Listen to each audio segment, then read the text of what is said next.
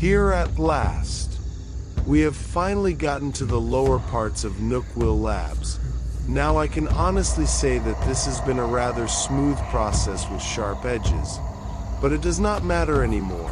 Now that me and June have brought down the body, and Lucy has brought the materials for this ritual, we can finally begin bringing back Alan Turing. I know that Sasabek and Palza will be in the back room watching us perform the ritual. I have given them notebooks and plushed files so they can at least imitate the process and get a medium grasp at least on what is going to happen. Sorry if I am slurring my words, but I never thought that we would be doing this again so soon. Yes, but I feel like we should all be giddy for this moment here, and know that we have all the time to do this with no interruptions like last time. No one can call us psychos, bad omens on this world, rather than understand that bringing back people from the dead and gaining their lifeblood is a step towards the human mind. You cannot tell me that some people way back in the forever years did not cut open still living people just to either extract information on them and or see them writhe in pain. Realize that every science project is not just clean cut and simple, and that every science project brings us one step closer to our goal. Now, June, can you help me with the body that is over there? We are going to do this slowly. Even through this process, the body can be damaged and cannot be used anymore. all right.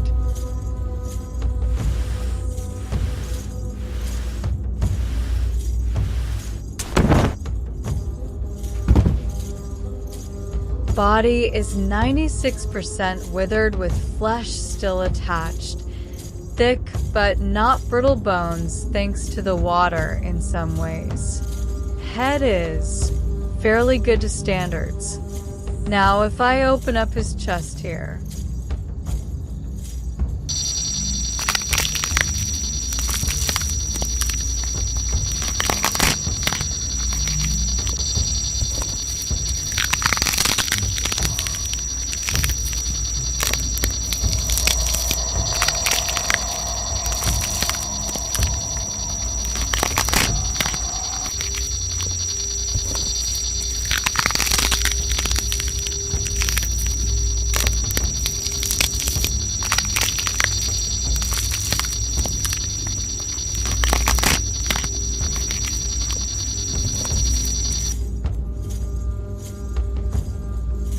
Good.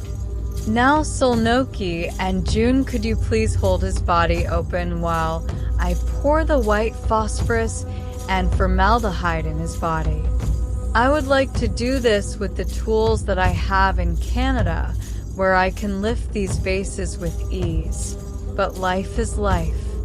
Plus, June, put your mask on. I know that you have been working with highly toxic and lethal chemicals for a long time since you were in and out of this field, but I would like for us all to remain safe. All right. Cough, cough. This stuff is potent though. I guess that is why we have these special candles, so it will not stick to us and or the walls while we do this. But we do have a thing somewhere in this lab that helps us transport and dump vases from place to place, but I think someone else is using it for themselves at the moment.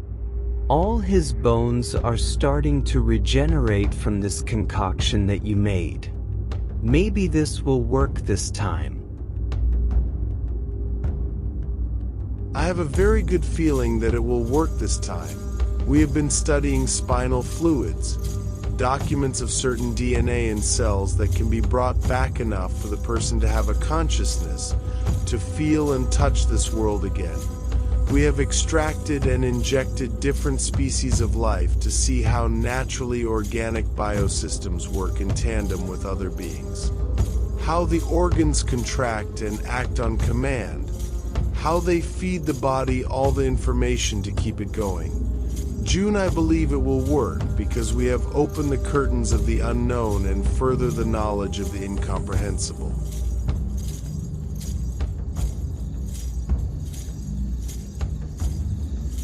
Plus, we have put too much time into this.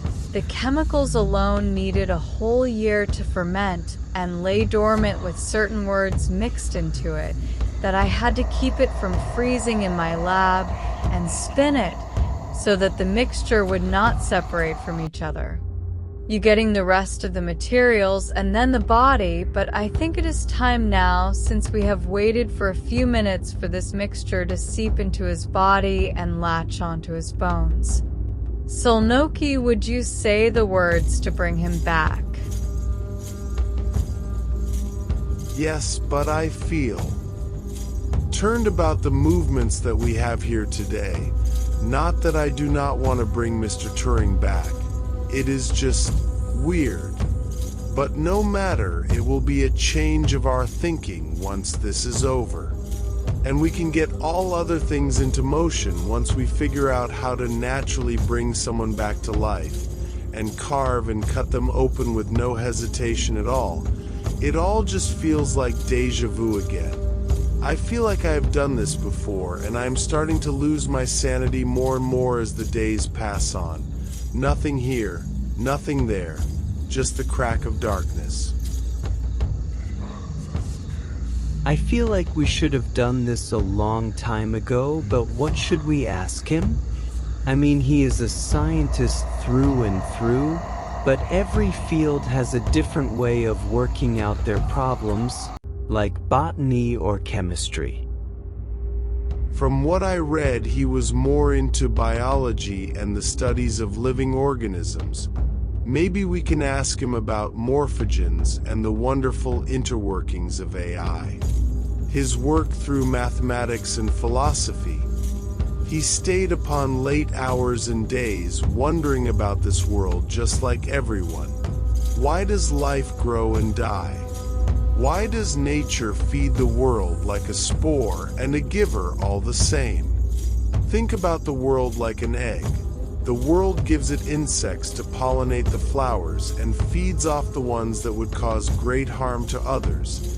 Animals slinging feces and urination to soil and moisten the land, making it safe and docile for their young. Birds fly and snakes slither all around doing their part to keep this ball of organisms alive. Alright, the mold has hardened through most of his organs, and he should be ready for the ritual. Now I have to say the incantations and pierce his body after. The moment of truth will tell us if we have brought a human mostly back to life, or if we have created an unstable zombie lusting for a path back to where his soul has gone. Inginyama inginenama bala Inginyama inginenama bala Inginyama inginenama bala Inginyama inginenama bala. Good, I have put up the head symbol of Velshurun on the wall, and the other one to make sure he does not go crazy. For the most part, the sigils are in their place and I have locked them into his body, so at any time we can call his soul back.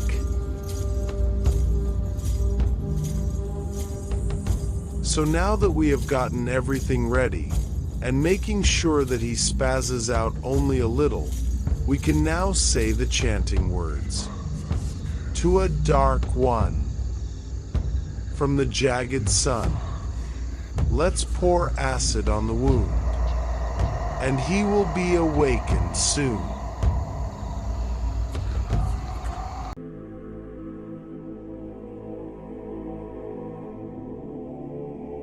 To a dark one, from the jagged sun, let's pour acid on the wound, and he will be awakened soon. to a dark one from the jagged sun. sun. Let's pour Let's pour acid on the wound, and he will be and awakened he will be soon. awakened soon. To a dark one from the jagged sun. Let's pour acid on the wound, and he will be awakened he will be awakened soon. To a dark one from the jagged sun. Let's pour acid on the wound, and he will be awakened soon. Look, it's working. His body is starting to twitch, and his flesh is starting to come back. Now I can.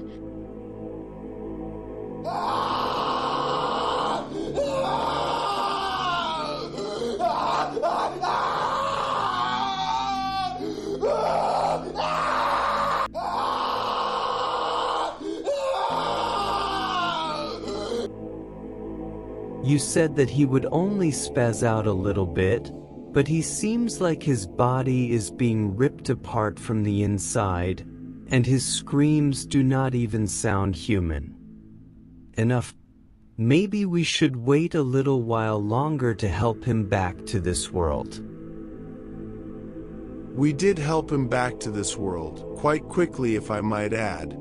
The screaming and wailing is all the spazzing out he will do because he has not been in his own living body for a long time. So we have to let him relax and fizzle out all the bad things that he has in his mind right now, and then we can ask him the questions we have written out.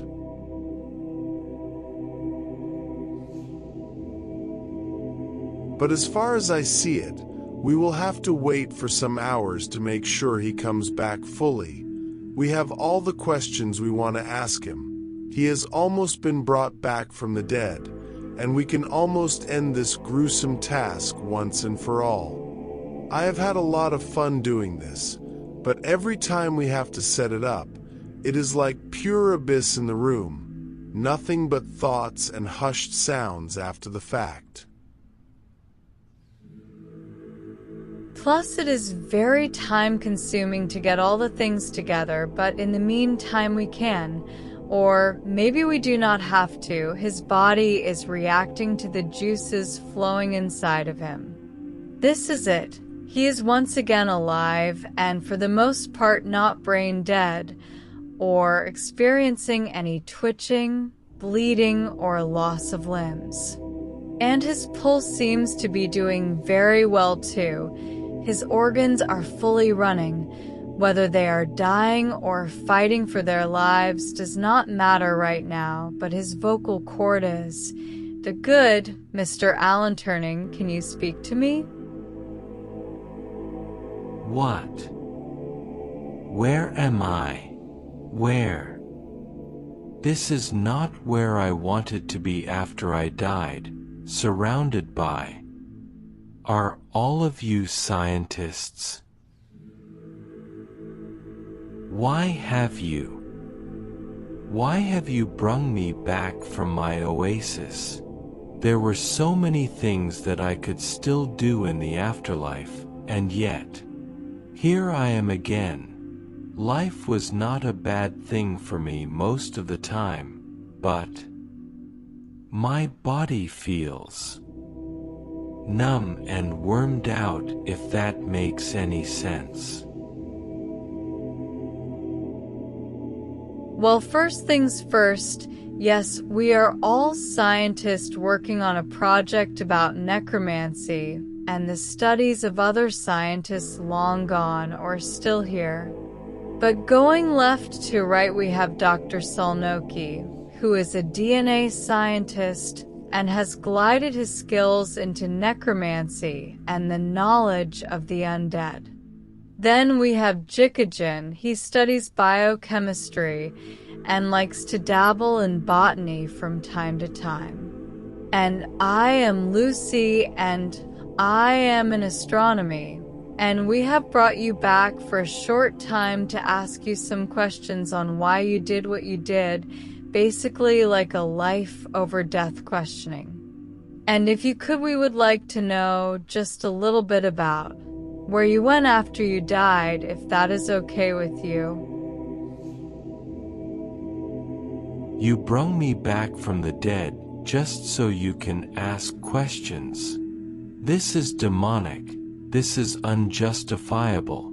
This is witchcraft at its best with no one to know about. You have me in this shithole and destroyed most of my body, which is still very much in pain. My heart beats a mile a minute. My lungs burn so much it feels like I am eating magma from the volcano. My.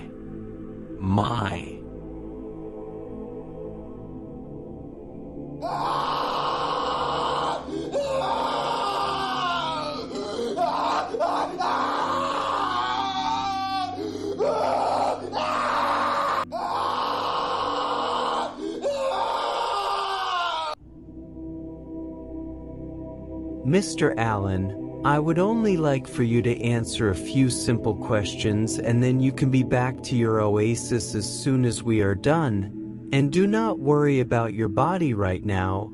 We have sigils and other things holding you to this world, but they will not last long. So if I may ask the first question, what got you into philosophy? Realize that these are simple questions that can easily be answered. Anything else that you have done in your life outside of science is irrelevant. I am assuming you are in a big matter of pain and agony right now, but to be honest, I could care less.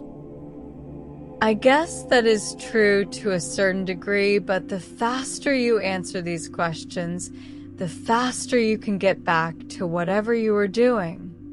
Plus, besides the situation that you are in right now, we can for a brief period of time learn from the actual person rather than some history book that may or may not be 100% truthful. I see your point, but that still does not give you the right to dash me back into the living with such force. But if answering your little questions will get me back to studying, then I guess there is not much to lose at this point. I guess what has me so intrigued about the topic is the world as I knew it. I guess I built this knowledge for a long time about the consciousness of the machines we breathe and live by for long periods of time that we sometimes take for granted. For too long I have said to myself and then my other workers of this project, can computers think like us? Talk like us? Study how we study but on a massive scale? That they can have a bigger brain than we have because they have a motherboard rather than a human mind? A bigger pool of what can be possibly done in a year turned into months, into days, into seconds. Learning like a computer would be nerve-wracking at first, but in time I felt like these two, humans and robots, were the same, two beings colliding together. Not seeing any flaw with them, not seeing anything wrong with how they live their lives, who they hang out with, who they find attractive.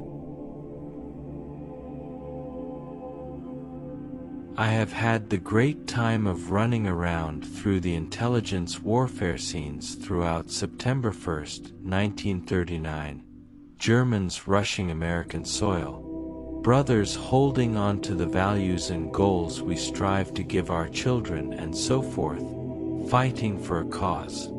And I guess while that was happening, the Germans had a way of making their words unreadable to anyone who did not know the, let's say, secret words. It was called the Enigma machine, with rotors and clicking keys, all compact and ready for quick and easy information. See the device used in short terms, a randomizer that they would change daily, being that no one knew what we were trying to find, let alone the vast amounts of messages that could be taken off this machine and used to win the war. I tried my hands on it for months and months and months. I tried tinkering with it, trying off the wall ideas, to studying the machine day by day as it reset, and well, besides doing my other projects, analog computers, the study of the unknown and what have you, I had enough time in the world to crack it open, to finally see what all the things that were hidden from the Americans, and by May 1945 we had something that could turn the tides in our favor. Winning the war was a great achievement for us, but I still wanted to work on other projects.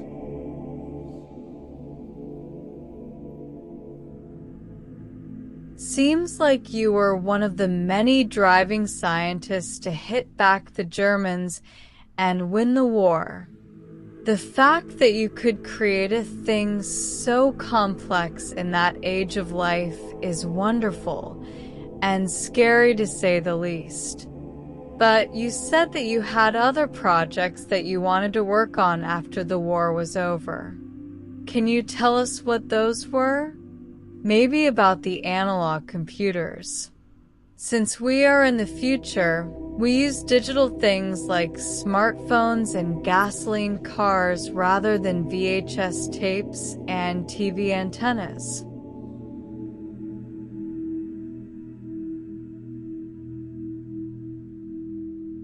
Well, I had a test that was going strong, I hope. But I made a test that puts a human in one room and a robot in the other, and you would have to figure out which was which. Now, for the first years of this test, we knew exactly which ones were the computers, and vice versa. The computer could not answer strong questions like what was the mind of a war-torn soldier in a battlefield like. What they saw day by day, the screams and gunfire, the agony of losing men on the way, the striking moments that could lead to life or death should something go wrong. And well, the computer gave us a not-so-complex vision of what was it like to fight and win or lose in my scenario. And while we did have some people who were either medics and soldiers alike, we could tell most of the time left from right.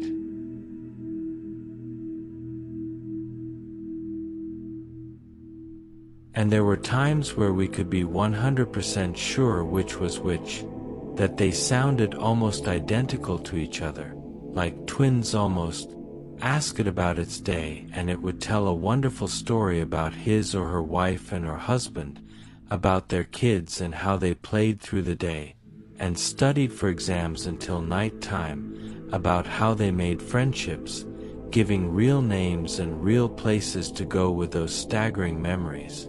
From times we pointed certainty that we had the computer caught in its tracks, and we were taken aback when we chose the computer over the human, making what it said sound so real, like he was a long-forgotten relative, or a childhood friend who had grown up and seeing years later, like you known this person real or fake.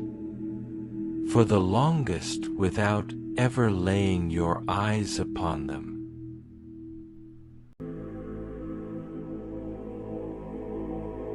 But there was too many things to study, too many things to learn about in such a short time, and I wanted to learn so much more about the minds of computers. You said that you all, I am assuming in the future, have laptops and gasoline cars. Is that true?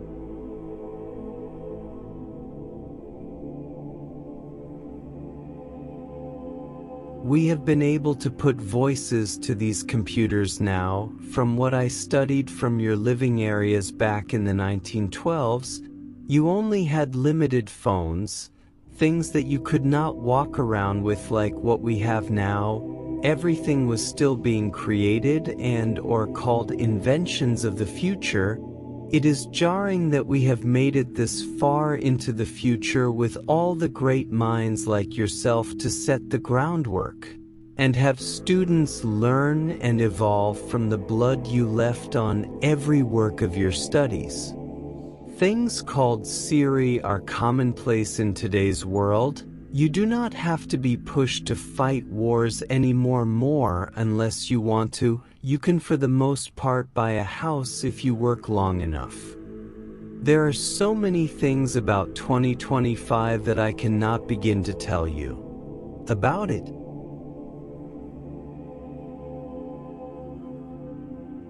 That was kind of a long-winded question, but all right. But I guess the next question is, what did you like to do when you were not working?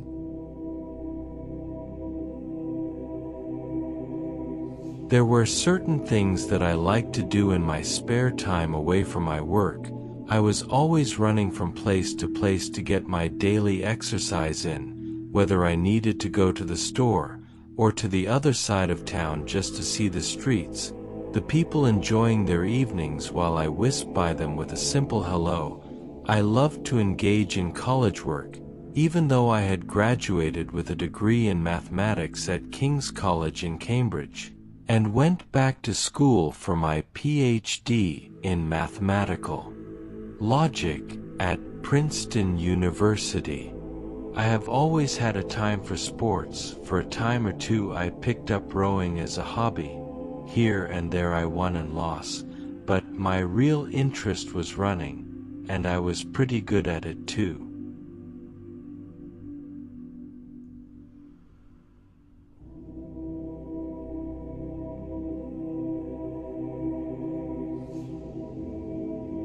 Or just relax like anyone else, even though I was working night and day for projects that felt like hours, and since I thought differently. Sexually, I had a lot of relationships with men. We would go to the park and relax. We would look at the clouds and imagine the world if we could be seen for what we truly were and not be degraded for the things we did behind closed doors.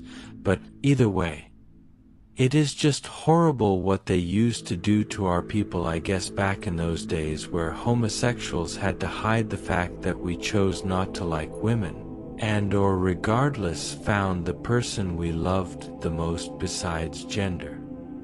But I guess that the world was not ready for a brilliant mind and a good head on his shoulders if he indulges in that type of.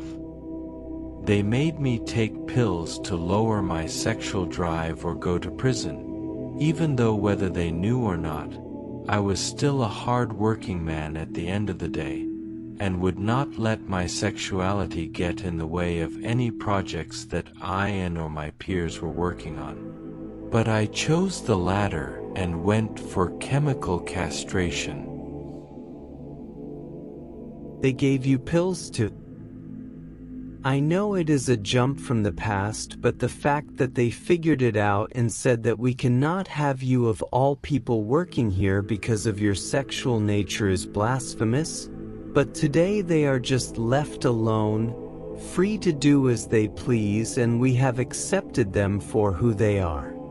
Every time I hear something back in the days of creational science, I always shed a tear or two because we could have had such great minds working through the world, and because of a minor situation that either could have been hidden and nobody would have known except you and the people you had contact with and or. Sigh. So what happened after you took these pills?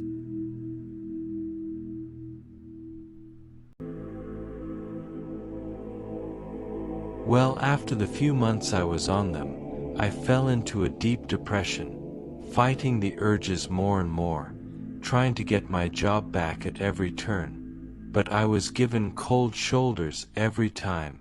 Even to the people I talked to, they all seen me like I was some type of horrid animal who should be kept away from everyone else. Fear was their weapon against many things for my time. But since you said that we can live freely and have the jobs that we have worked so hard for is just. But after so much has happened and I could not take the shuns, the booze, the looks of disgust, I took my own life with cyanide, realizing that there were not going to be other people like me in the future and years to come. I had felt free in that time.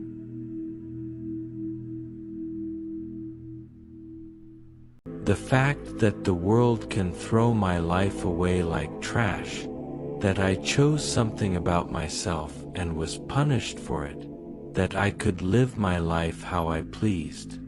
Stripped off all my titles, my dreams were dashed like they did not matter, all because they did not like a homosexual man working with them. Because they found something out that I could not control, the fact that I worked with other massive scientists and helped soldiers alike is. I cannot answer any more questions. I thank you for hearing my story and letting me at least have peace before I go back, but this is just too much.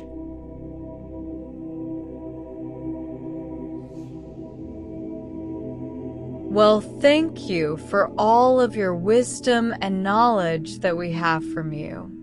And this is the first one of the necrostudies that did not.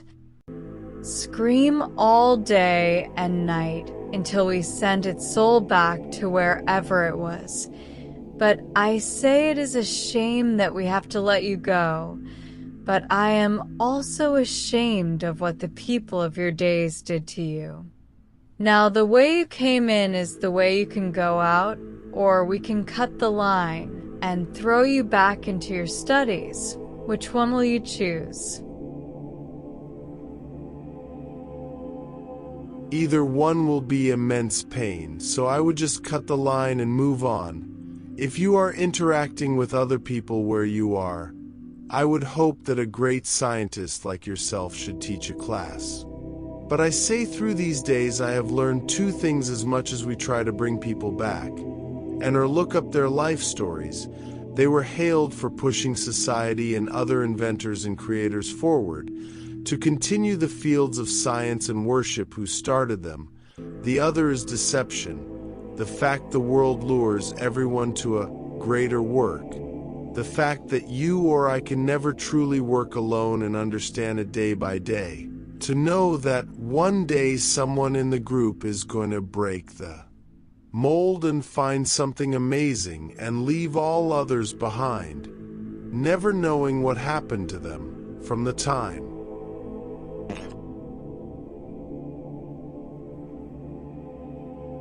From the time that we could get Mr. Alan Turing out of here in the least painful way possible, so without any more interruptions, we can finally let you go. Now I do not think you ever had a choice in the matter of when you enter and when you leave. That point is clear to all of us. I realize that there will be no more chance, no more spells that can remove you from this life.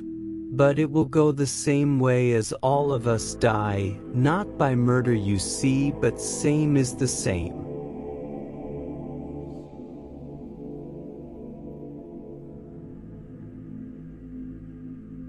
Wait 1 second, you said, Lucy, that I had a choice in going nice or hard. Do I not have choice anymore? Did you rip that away from me too? This is benign. This cannot be happening.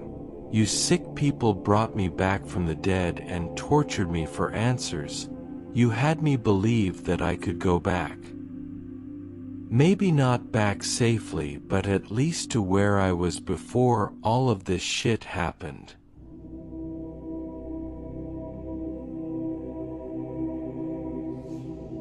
Well, I am assuming you do not want to sit in this dusty, soulless room when we leave, losing your mind in here with all the roaches and rats that scurry, all the scratching and screaming from time to time.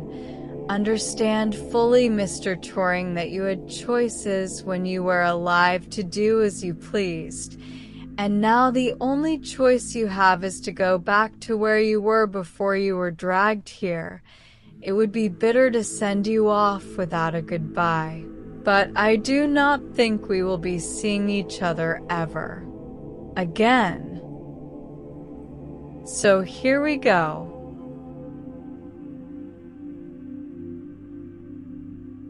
You fucking psychos praised me, shouted my work as pushing the needle to the future.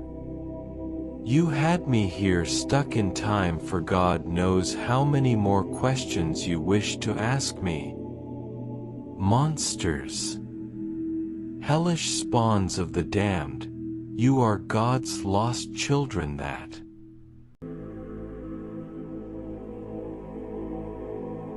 You can call us everything good and bad in the book, but at some point you gave us answers to our questions tenfold, without us needing to torture you, beat you, or get that information brutally out of you. Regardless, you had free will to stop talking, and we, besides it being painful, could have sent you back to where you were. You chose to talk to us for some reason, and now that you are about to leave, you call us monsters. You call us foul things, but yet you still talk to us as though we are humans. But enough is enough. Thank you for your wonderful presence and knowledge. Sulnoki, hand me the saw. I want to make him scream and bleed till he goes back to where he was before, withered and broken.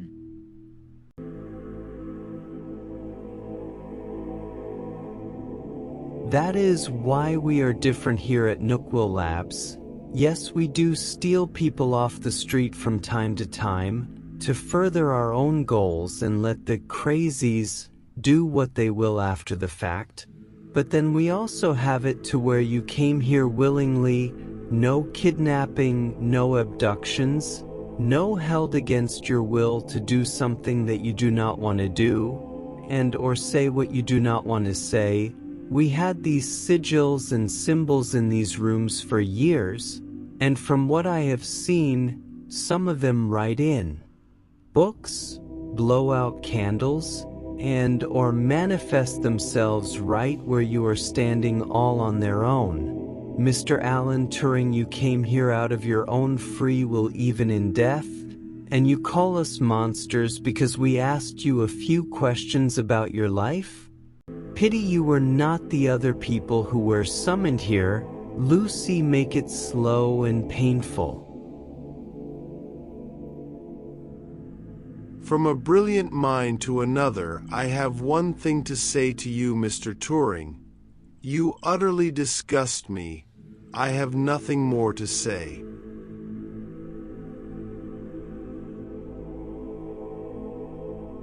All right. Either I and or my colleagues have had a bad taste in their mouth the moment you appeared, whether it was your sob story of being a homosexual and or the life that was shattered in other events. But either way you shall die a crooked man again here and now, with nothing more to lose and or gain.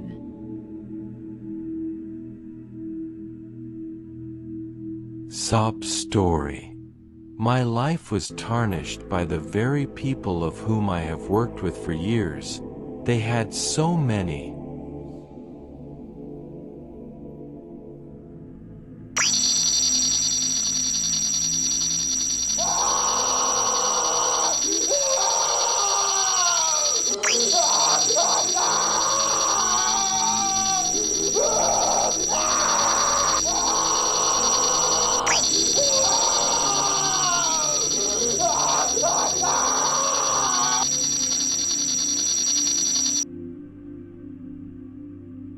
Lucy, you always cut for the stomach, not the legs. Although now that we are sending him back, make him scream as loud as possible. Give the students a day to remember.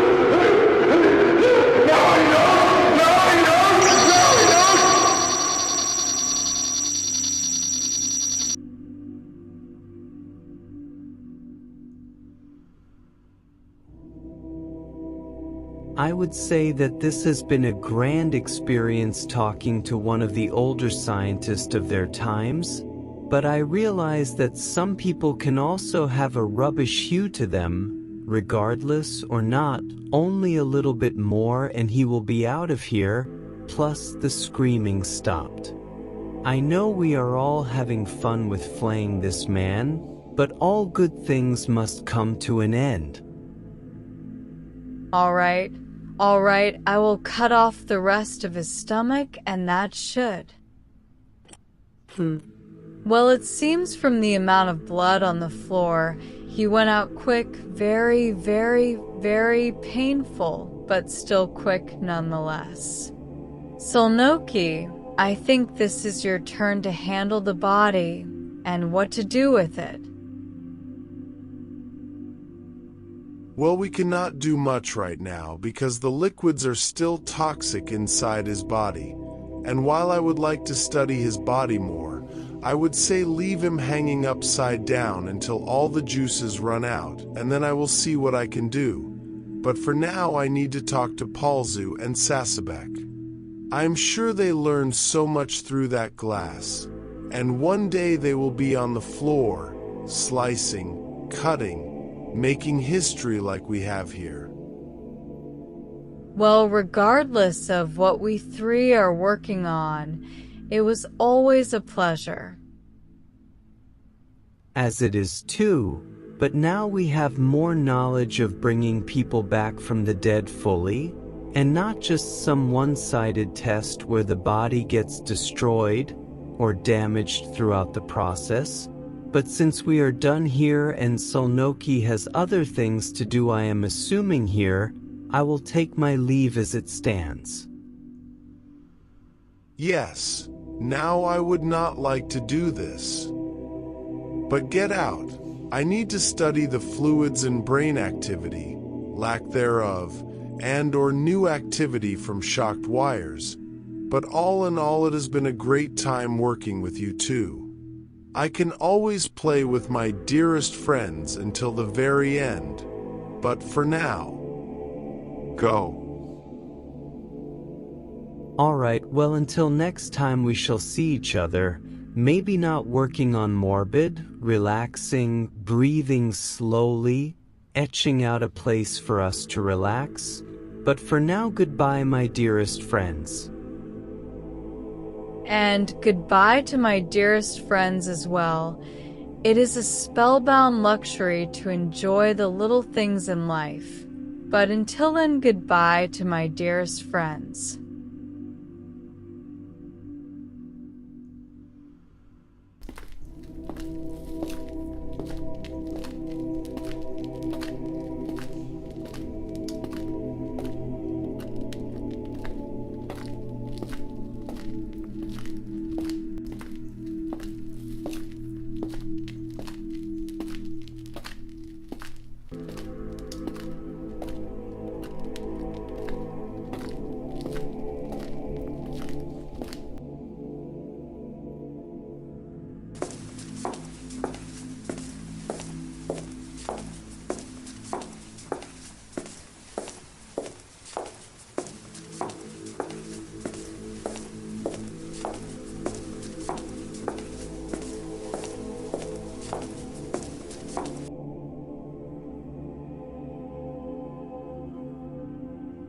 Now as it stands, those two should have learned a whole book about how to prepare and resurrect dead things regardless of how long ago they have passed on, how to talk and extract information out of them, and how to, for the most part, send the soul back to where it came from, Sasabek.